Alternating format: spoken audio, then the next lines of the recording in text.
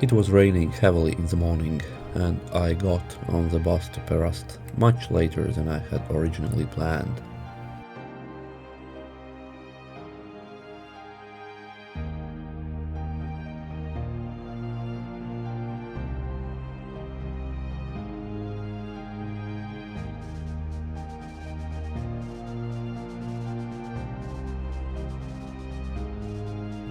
I arrived in Perast town around midday.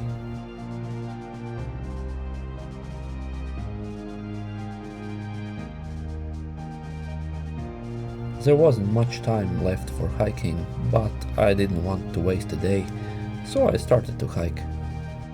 At first I got a little lost, because the trails aren't very well marked. As I already mentioned in the previous video, most tourists don't visit this region for the hiking trails. Anyway, after a little wandering, I found the stairs leading up.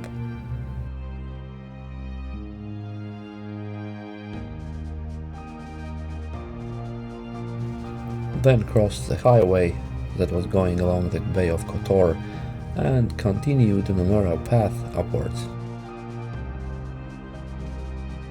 The trail leading up the mountain in a serpentine way.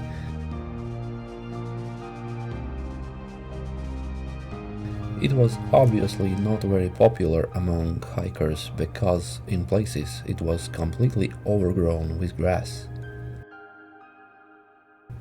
There were also a lot of big green lizards on this trail.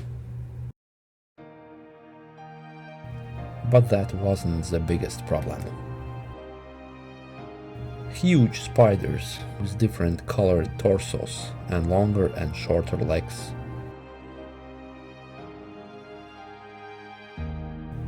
Seeing these giant specimens, yesterday's small spiders seemed like nothing. I really started to freak out.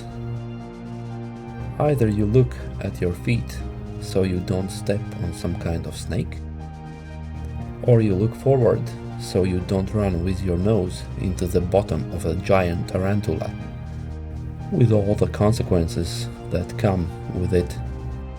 It was impossible to do both at the same time, and it drove me into a state of stress. The trail was full with many small holes on the ground, rocks and other hiding places, where all sorts of impure creatures could hide. In addition, an American couple had just come towards me, which means that literally in a few minutes the fat spiders had made new webs in front of the trail. Trekking poles would have been a good option, but I hadn't brought mine with me because I flew to Montenegro only with large hand luggage, and trekking poles in hand luggage are a very tricky issue. Sometimes airport staff allows it, sometimes they don't, so I decided not to risk it and left mine at home. The spider webs were often placed at a face level, and it was easy to run into one. People who aren't very fond of spiders might start freaking out that a 7 cm long monster with 6 eyes crawling on them could start panicking and accidentally could fall down the cliff. Of course, there would be other spiders down there too, which would put an end to the poor hiker's suffering, if the fall hadn't been fatal already. I continued to tear through the webs of various spiders, regretting the chosen route more and more with each step. It became even more uncomfortable when I tried to free the trail from these spider webs with a tree branch, and found out that the webs sometimes were as strong as fishing line. I managed to turn off and put down my GoPro when one of the most blood-curdling scenes of my life occurred. As I watched the spiders, I began to pay less attention to where I was stepping, and I stepped on the tail of a huge snake. It was a huge one with massive brown body. I jumped back a little, almost falling backwards into the gorge. The snake, apparently confused, looking for what was attacking it, raised its head with its mouth open like cobra. At that moment, on the narrow path, it lost its balance and flew down into the gorge. For a moment I just stood and couldn't move. I had never seen such a large snake in the nature before. Later I met several hikers who told me that the big brown snakes were actually legless lizards. Sheltopusik is the biggest legless lizard in Europe, also known by the name European glass lizard. It can reach up to 1.5 meters, but a lot of people in Montenegro whom I spoke to said that even 2-meter sheltopusiks are common in this area. They can be easily mistaken for snakes, especially when they come out of nowhere and disappear fast in the grass or cliffs. Most people will freeze or just run away, and it's totally normal reaction. However, there are some immediately apparent differences. The head form, and the snakes also don't have eyelids. It's also most important that sheltopusiks are not venomous. I heard that they can bite very painfully because of the large mouth and teeth, but they aren't aggressive and do it only to protect themselves. And sheltopusiks eat the real snakes for lunch.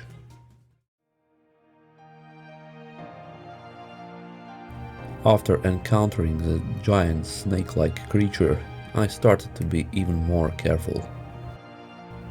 It seemed that every hole in the ground, every stone and grass was hiding some kind of snake, spider or another monster. It also didn't help that the trail was becoming increasingly overgrown with tall grass, because it was very hot and I was wearing shorts and light hiking shoes. At one point I even came across a whole pack of snakes. They quickly hid in the bushes.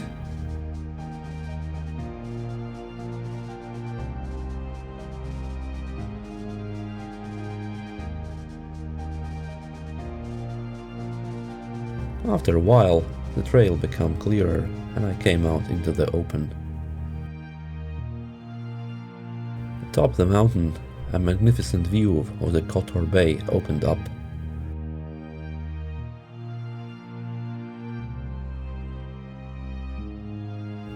And the snake pit. The famous Viking Ragnar Lodbrok was once thrown into a similar snake pit. There were several big brown snakes in the snake pit. I counted 4 in total. One of them was very large, at least 1.5 meters long. Only at home, when I zoomed in the picture, I realized what was hiding in the shade near the side of the pit, and to whom the big brown snake was staring at. The majestic nose-horned viper, most venomous snake in Europe. One bite from it, and you could stay in these mountains forever.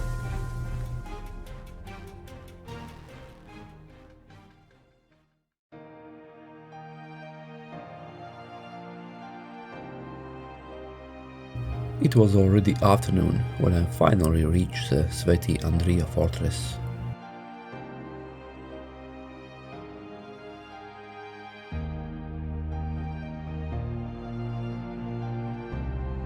The fortress was located 743 meters above the Bay of Kotor.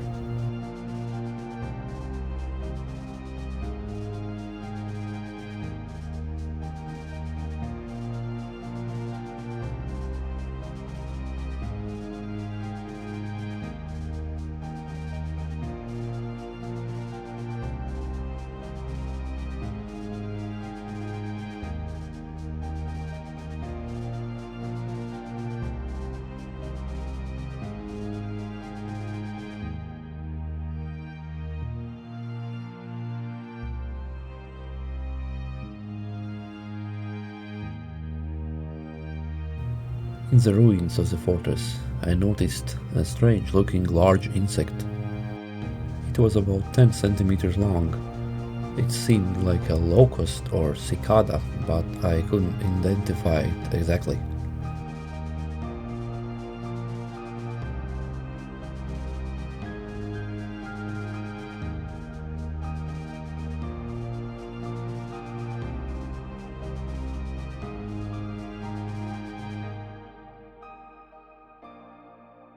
On the opposite side of the bay I could see Mount Vermats, where I had hiked yesterday.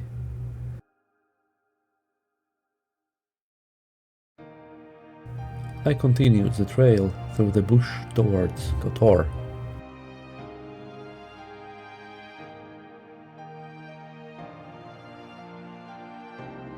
Initially I had hoped that by moving along the mountain range I would manage to come out somewhere directly above Kotor. However, the trail was in very bad condition in places, and realized that wading through overgrown bushes without seeing what was happening under my feet when I had just stepped on a snake was not an option.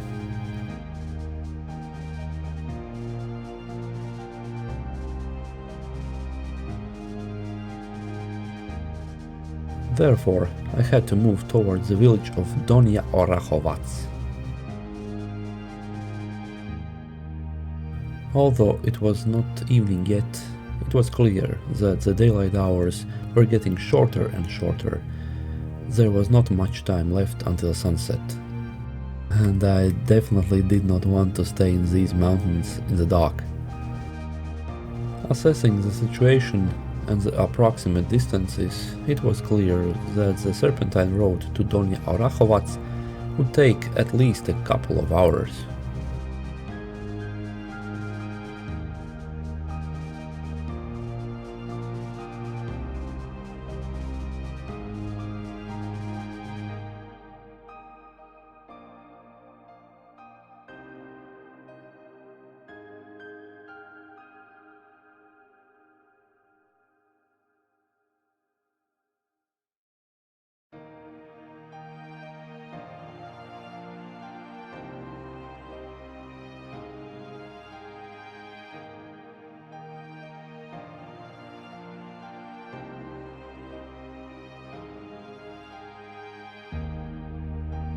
The trail was serpentine, and thus the distance was longer than it initially seemed.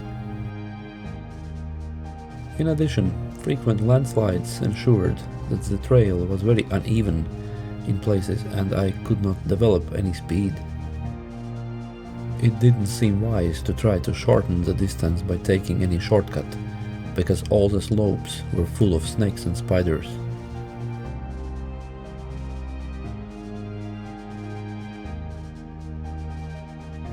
So it seemed wiser to stay on the trail.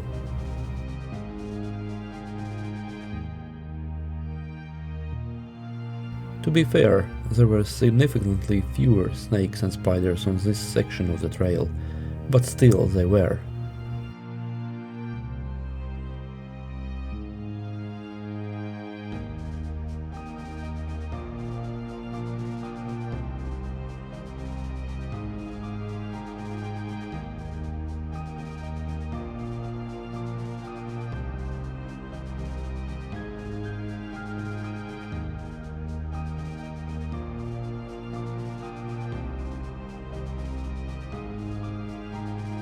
It took about 2 hours to walk from Donya Orahovats to Kotor.